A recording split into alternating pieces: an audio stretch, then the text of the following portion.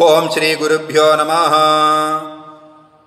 ಶ್ರೀ ವೆಂಕಟೇಶಾಷ್ಟೋತ್ತರ ಶತನಾಮ ಸ್ತೋತ್ರಂ. ಶ್ರಿಯಃ ಕಾಂತಾಯ ಕಲ್ಯಾಣ ನಿಧಯೇ ನಿಧಯೇರ್ಥಿನಾಂ ಶ್ರೀ ವೆಂಕಟನಿವಾಸಾಯ ಶ್ರೀನಿವಾಸಾಯ ಮಂಗಲಂ. ಶ್ರೀ ವೆಂಕಟಾಚಲಾಧೀಶಂ ಶ್ರಿಯಾಧ್ಯಾಸಿತವಕ್ಷಸಂ ಶ್ರಿತಚೇತನಮಂದಾರಂ ಶ್ರೀನಿವಾಸಮಹಂ ಭಜೆ. ಶ್ರೀವತ್ಸಂ ಮಣಿಕೌಸ್ತುಭಂ ಚ ಮುಕುಟಂ ಕೇಯೂರಮುದ್ರಾಂಕಿತಂ ಬಿಭ್ರಾಣಂ ವರದಂ ಚತುರ್ಭುಜಧರಂ ಪೀತಾಂಬರೋದ್ಭಾಸಿತಂ ಮೇಘಶ್ಯಾಮತನುಂ ಪ್ರಸನ್ನವದನಂ ಫುಲ್ಲಾರವಿಂದೇಕ್ಷಣಂ ಧ್ಯಾಯೇದ್ವೆಂಕಟನಾಯಕಂ ಹರಿರಮಾಧೀಶಂ ಸುರೈರ್ವಂದಿತಂ. ಓಂ ನಮೋ ವೆಂಕಟೇಶಾಯ ಶೇಷಾದ್ರಿನಿಲಯಾಯ ಚ ವೃಷದೃಗ್ಗೋಚರಾಯಾಥ ವಿಷ್ಣವೇ ಸತತಂ ನಮಃ. ಸದಂಜನಗಿರೀಶಾಯ ವೃಷಾದ್ರಿಪತಯೇ ನಮಃ. ಮೇರುಪುತ್ರಗಿರೀಶಾಯ ಸರಸ್ವಾಮಿತಟೀಜುಷೇ ಕುಮಾರಕಲ್ಪಸೇವ್ಯಾಯ ವಜ್ರದೃಗ್ವಿಷಯಾಯ ಚ ಸುವರ್ಚಲಾಸುತನ್ಯಸ್ತ ಸೈನ್ಯಾಪತ್ಯಭರಾಯ ಚ ರಾಮಾಯ ಪದ್ಮನಾಭಾಯ ಸದಾ ವಾಯುಸ್ತುತಾಯ ಚ ತ್ಯಕ್ತವೈಕುಂಠಲೋಕಾಯ ಗಿರಿಕುಂಜವಿಹಾರಿಣೇ ಹರಿಚಂದನಗೋತ್ರೇಂದ್ರ ಸ್ವಾಮಿನೇ ಸತತಂ ನಮಃ. ಶಂಖರಾಜನ್ಯನೇತ್ರಾಬ್ಜ ವಿಷಯಾಯ ನಮೋ ನಮಃ. ವಸೂಪರಿಚರತ್ರಾತ್ರೇ ಕೃಷ್ಣಾಯ ಸತತಂ ನಮಃ. ಅಬ್ಧಿಗನ್ಯಾಪರಿಷ್ವಕ್ತ ವಕ್ಷಸೇ ವೆಂಕಟಾಯ ಚ ಸನಕಾದಿಮಹಾಯೋಗಿ ಪೂಜಿತಾಯ ನಮೋ ನಮಃ.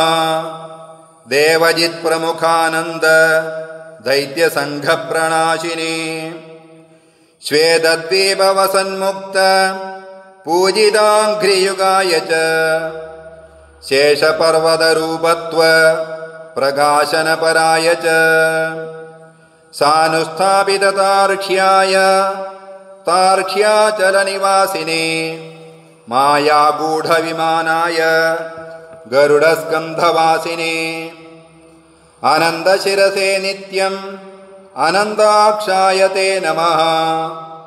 ಅನಂತಚರಣಾಯಾಥ ಶ್ರೀಶೈಲನಿಲಯಾಯ ಚ ದಾಮೋದರಾಯ ತೇ ನಿತ್ಯಂ ನೀಲಮೇಘನಿಭಾಯ ಚ ಬ್ರಹ್ಮಾದಿ ದೇವದುರ್ದರ್ಶ ವಿಶ್ವರೂಪಾಯ ತೇ ನಮಃ. ವೈಕುಂಠಾಗತಸद्धೇಮ ವಿಮಾನಾಂತರ್ಗತಾಯ ಚ ಅಗಸ್ತ್ಯಾಭ್ಯರ್ಥಿತಾಶೇಷ ಜನದೃಗ್ಗೋಚರಾಯ ಚ ವಾಸುದೇವಾಯ ಹರಯೇ ತೀರ್ಥಪಂಚಕವಾಸಿನೇ ವಾಮದೇವಪ್ರಿಯಾಯಾಥ ಜನಗೇಷ್ಟಪ್ರದಾಯ ಚ ಮಾರ್ಕಂಡೇಯ ಮಹಾತೀರ್ಥ ಜಾತಪುಣ್ಯಪ್ರದಾಯ ಚ ವಾಕ್ಪದಿ ಬ್ರಹ್ಮದಾತ್ರೇ ಚ ಚಂದ್ರಲಾವಣ್ಯದಾಯಿನೇ ನಾರಾಯಣನಗೇಶಾಯ ಬ್ರಹ್ಮಕ್ಲುಪ್ತೋತ್ಸವಾಯ ಚ ಶಂಖಚಕ್ರವರಾನಮ್ರ ಲಸತ್ಕರತಲಾಯ ಚ ದ್ರವನ್ಮೃಗಮದಾಸಕ್ತ ವಿಗ್ರಹಾಯ ನಮೋ ನಮಃ.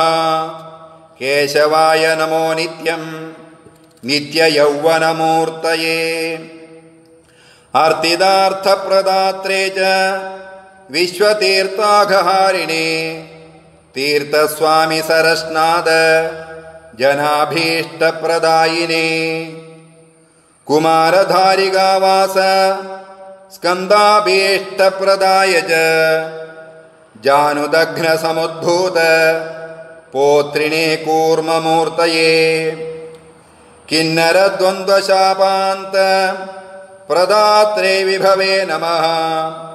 वैखानसमुनिश्रेष्ठ पूजिताय नमो नमः। सिंहाचलनिवासाय श्रीमन्नारायणाय च सद्भक्तनीलकण्ठार्च्य नृसिंहाय नमो नमः। कुमुदाक्षगणश्रेष्ठ सैन्यापत्यप्रदाय च दुर्मेधः प्राणहर्त्रे च श्रीधराय नमो नमः। क्षत्रियान्तकरामाय मत्स्यरूपाय ते नमः। पाण्डवारिप्रहर्त्रे च श्रीकराय नमो नमः।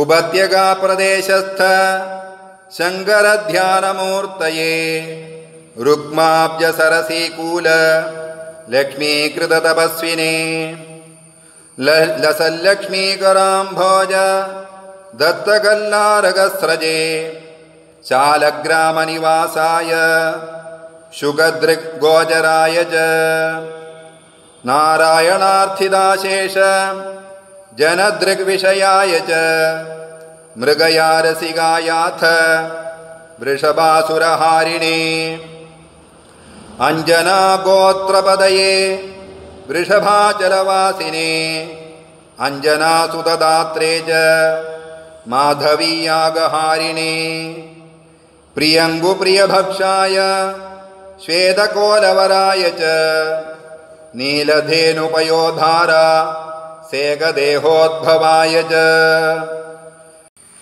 शङ्करप्रियमित्राय चोलपुत्रप्रियाय च सुधर्मिणे सुचैतन्य प्रदात्रे मधुघातिने कृष्णाख्यविप्रवेदान्त देशिकत्वप्रदाय च वराहाचलनाथाय बलभद्राय ते नमः। त्रिविक्रमाय महदे ऋषिकेशाय ते नमः। अच्युताय नमो नित्यं नीलाद्रिनिलयाय च नमः। क्षीराब्धिनाथाय वैकुण्ठाचलवासिने मुकुन्दाय नमो नित्यम् अनन्ताय नमो नमः। विरिञ्चाभ्यर्थितानीत सौम्यरूपाय ते नमः। सुवर्णमुहरीष्णाद मनुजाभीष्टदायिने हलायुधजगत्तीर्थ समस्तफलदायिने गोविन्दाय नमो नित्यं श्रीनिवासाय ते नमः। अष्टोत्तरशतं नाम्नां चतुर्थ्या नमसान्वितं यः पठेत् शृणुयात् नित्यं श्रद्धाभक्तिसमन्वितः तस्य श्रीवेङ्कटेशस्तु प्रसन्नो भवति ध्रुवम्। अर्चनायां विशेषेण ग्राह्यमष्टोत्तरं शतम्। वेङ्कटेशाभिधेयेर्यो वेङ्कटाद्रिनिवासिनम् अर्चये नामभिस्तस्य फलं मुक्तिर्न संशयः। गोपनीयमिदं स्तोत्रं सर्वेषां न प्रकाशयेत् श्रद्धाभक्तियुजामेव दापयेन्नाम संग्रहम्। इति शेषेण कथितं कपिलाय महात्मने। कपिलाख्यमहायोगी सकाशात्तु मया श्रुतं तदुक्तं भवतामद्य सद्यः प्रीतिकरं हरेः।